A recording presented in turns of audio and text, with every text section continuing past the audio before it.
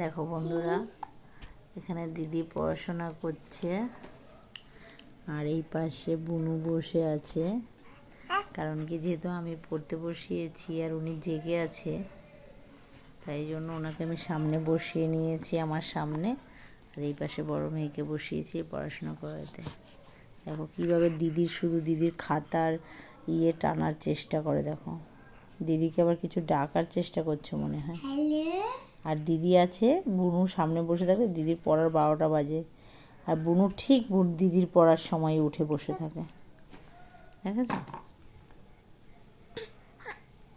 আর দেখো আজকে আবার দিদি আবার একটু সেজেছে।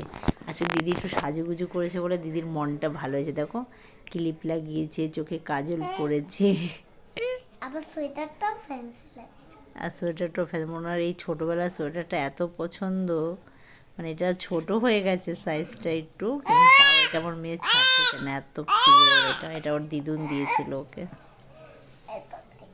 এত প্রিয় আমার মায়ের এটা। ঠিক আছে মা, চলো পড়াশোনা